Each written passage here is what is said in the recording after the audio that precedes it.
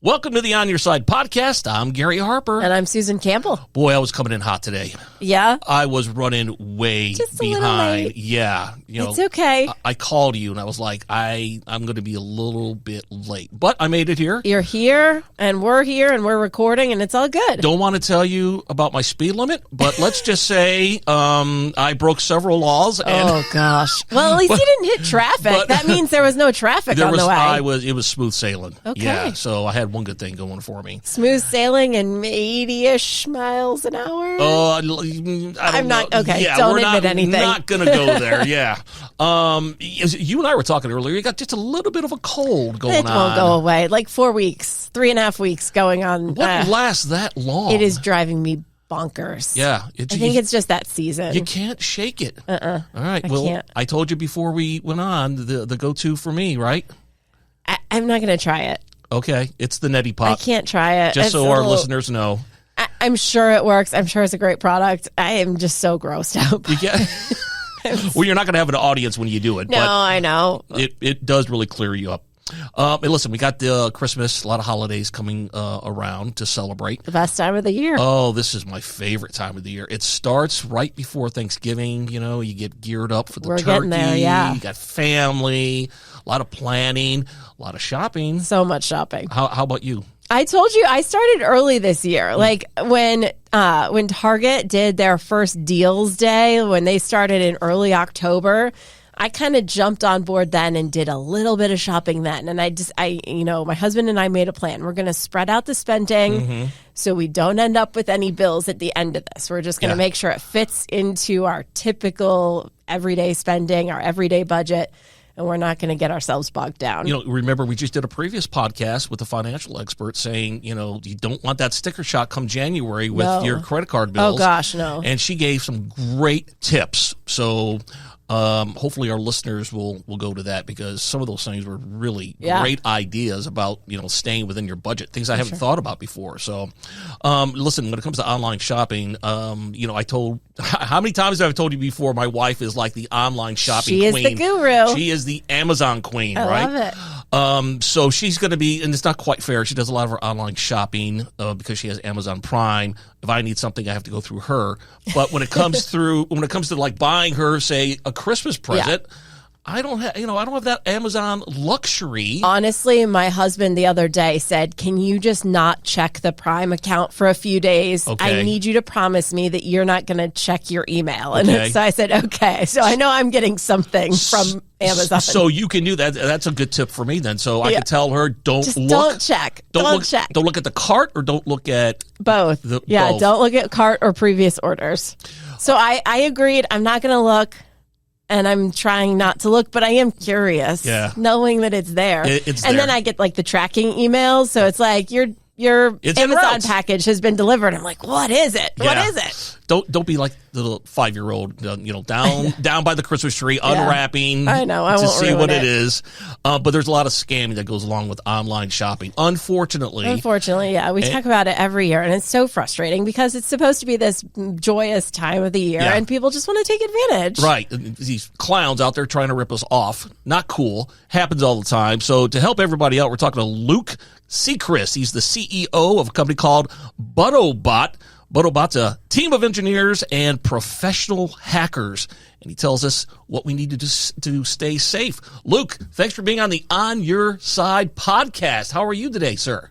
Doing great. Thank you very much for having me. And you're joining us from Virginia, right? Just outside of D.C. That's correct. All right. What's the weather like out there?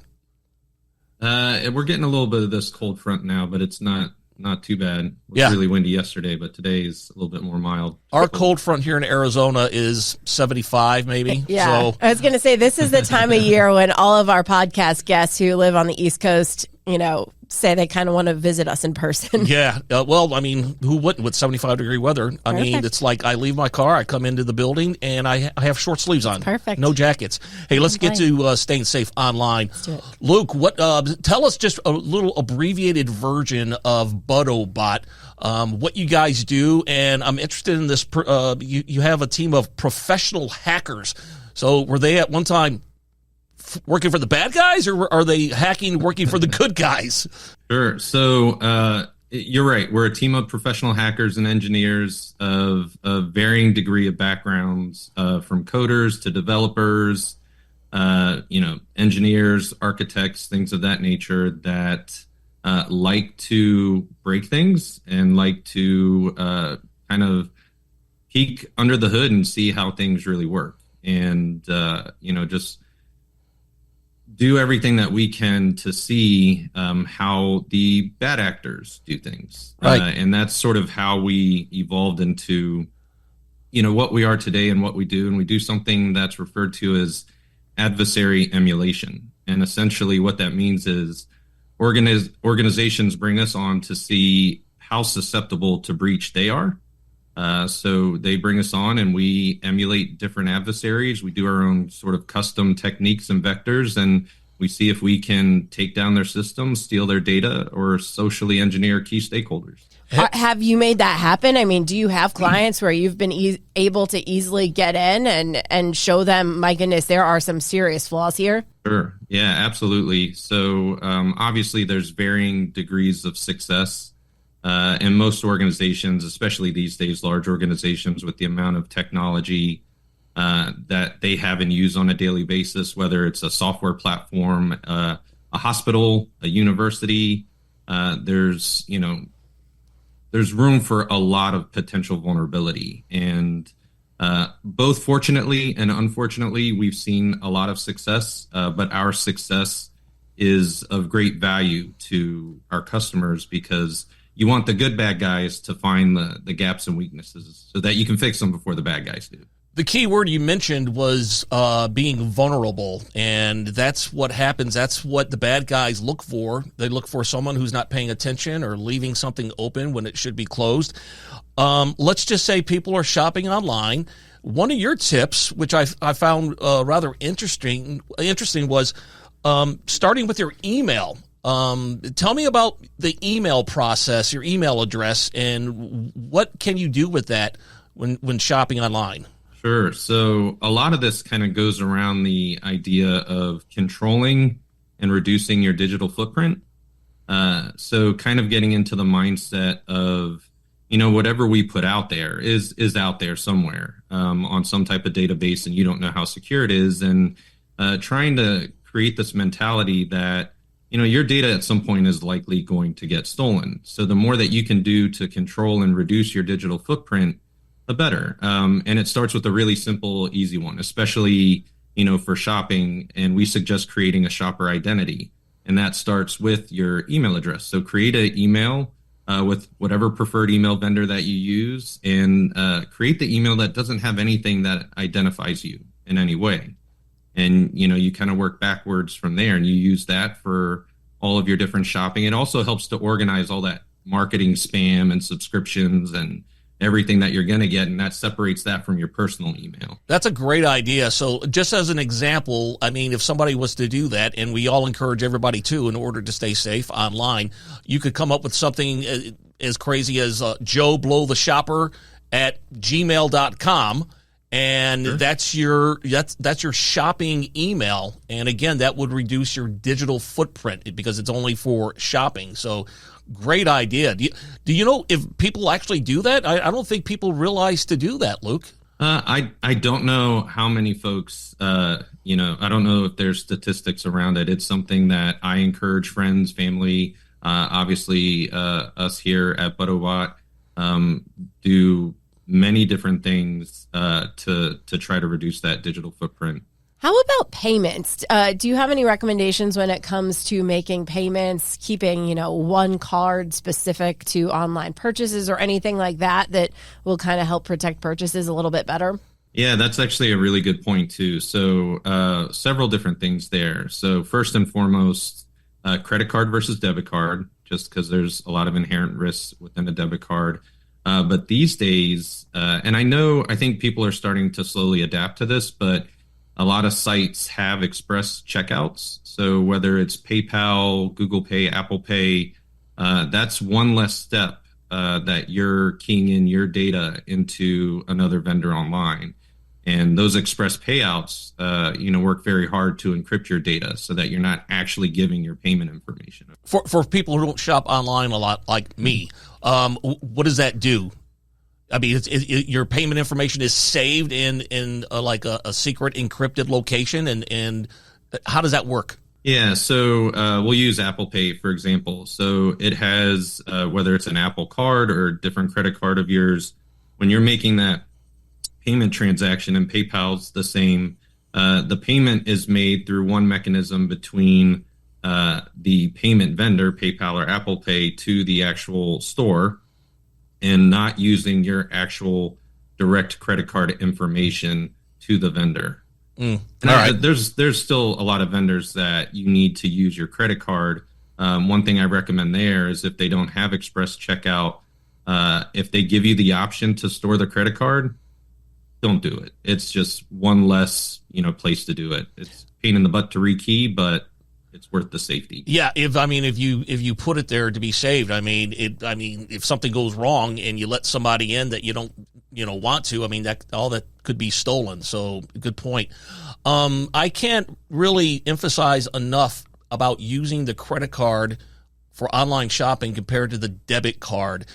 For our listeners out there, explain why it's important to always use your credit card over the debit card.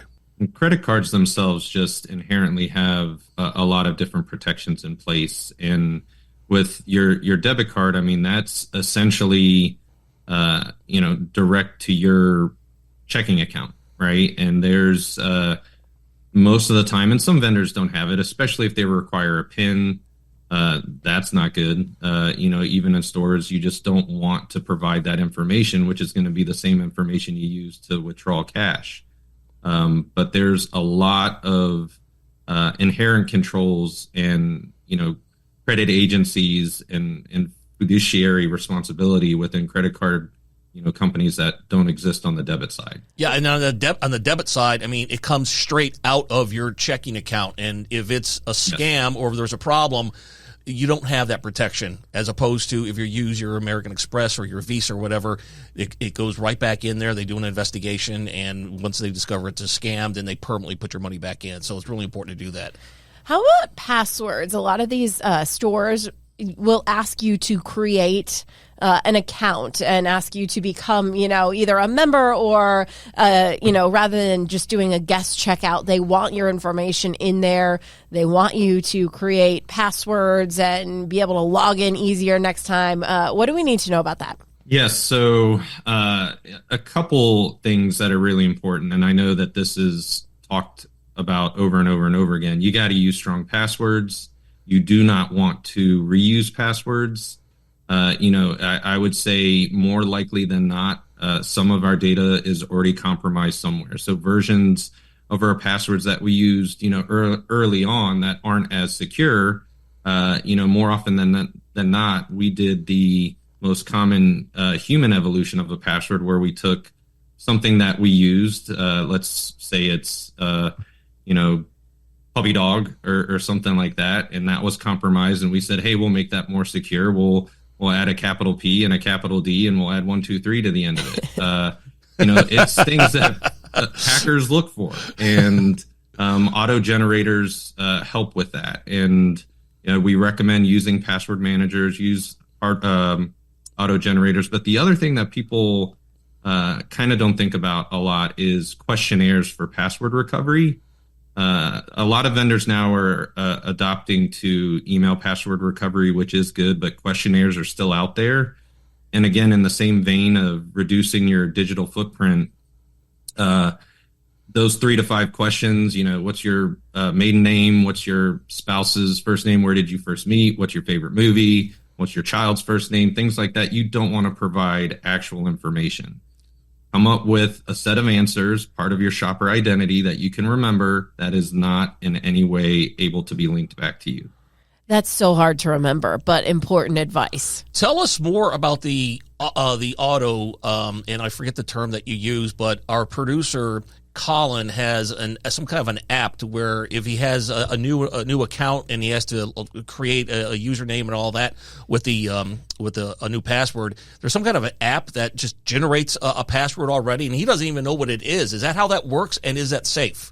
Yes. So auto generators, there's standalone apps for it, and now Apple within its keychain infrastructure and Google has that sort of built into their iOS and OS platforms. And yes, what that does is when you're on a web browser, you're signing up for something, it realizes that you're there to key in a password, and it will auto-generate a complex password for you. That part alone is very good because it will create something that's very hard to remember, and that does satisfy many different levels of complexity that's very, very hard to hack. Yeah, it would take a lot of time. Those auto passwords, I mean, they don't even make sense. It could be like an uppercase letter, a lowercase. It doesn't spell out a word or a phrase or anything. It's just just multiple letters crunched together. So if you use that and you go back to that same account and you want to log in, you're not going to be able to remember that password because it's so, weird. So how do you get back into that account? Sure. So these password managers, whether it's within iOS or a standalone, will pre-populate that for you. So it stores the domain and the website and will essentially input that password in an encrypted way into the form for you to log in. There's obviously a lot of focus to keep that information encrypted. There was an issue, recently with one of the password manager companies where it was breached. So there's obviously risk involved, but it's one of these things where all technology has risk. We do a thing called data fragmentation, which means you don't want to store all of your very important secret passwords and all these things in one place. Because essentially, if it is breached and they have everything, then they have everything. So we actually recommend spreading it out a little bit. Do you know how nervous this makes me? I know. Well, there's just a lot of information out there. It brings up the good question, though. How do you know if your information has been breached or if you've been part of a breach? It's not like warning bells go off and all of a sudden there's like lights and sirens like, Susan Campbell, Susan Campbell, we have all of your information. Yeah. How do you actually end up finding this out, or are there breaches that we never even realize happen? That's a great question. And the answer is yes. But these days, a lot of credit companies and banks offer, like it used to be credit monitoring, which is actually very important, and you do want to check that from time to time. But they offer services that you can implement information about yourself. It'll check your name. It'll check common email addresses you use, your phone number. And what it does is it scrapes the regular web as we know it, and it scrapes the dark web. So when your information is stolen within a breach, it will identify it and notify you. Hey, so people don't understand. We keep hearing about the dark web, It's like the boogeyman. It is. What is the dark web? Yeah, it's a good question. So it's essentially, I guess the easiest way to put it is a secret part of the web that you have to have a certain software or a certain device to access. That's usually, it's not like the web as we know it, with really nice interfaces and things of that nature. And it's comprised of different databases and storefronts, essentially criminal storefronts and forums, where folks try to exchange information that they've stolen for different types of currency. It's so frustrating. It is. And then but it just seems like, investigators should be able to get there too and shut it all down. Well, I know it's so much harder than that. If it was that easy, I know. Well, I'm really nervous about shopping online. Just having this discussion just makes me anxious. But we're armed with a lot of good information. So. I love the tip about just having a shopper ID, a shopper email address. I love that. What kind of alter ego is Gary Harper going to have for shopping online? It would be Kyle Busch, the shopper. For people who don't know, I am a NASCAR fan, and he is my favorite driver. So, yeah, Kyle Busch, the shopper at gmail.com. That's hilarious. You know. I love That's it. just a joke. Nobody go there, okay? It's not a thing. It's not a thing. All right. Hey, Luke, you just tell us a little bit about a BuddoBot as far as if people want to find out more information about the company. Is there a website or social media platforms, or they want to find out more about you? Where do they go? Sure. So absolutely, we have a website with a lot of great information on it. It's BuddoBot.com. And we're on every social media platform as well. And we release blogs, useful tips for organizations.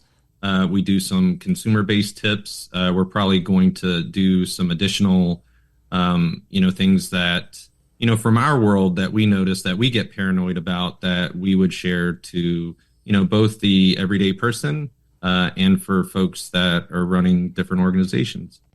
All right. Well, listen, thanks for being on the On Your Side podcast. Hopefully we're armed with some good defense, mechanisms. Lots of shopping still to do. Lots of shopping. So, hey, thanks so much, Luke, for being on the On Your Side podcast, and have yourself a safe Christmas season, okay? Thank you so much. Thank you for having me, and you guys as well.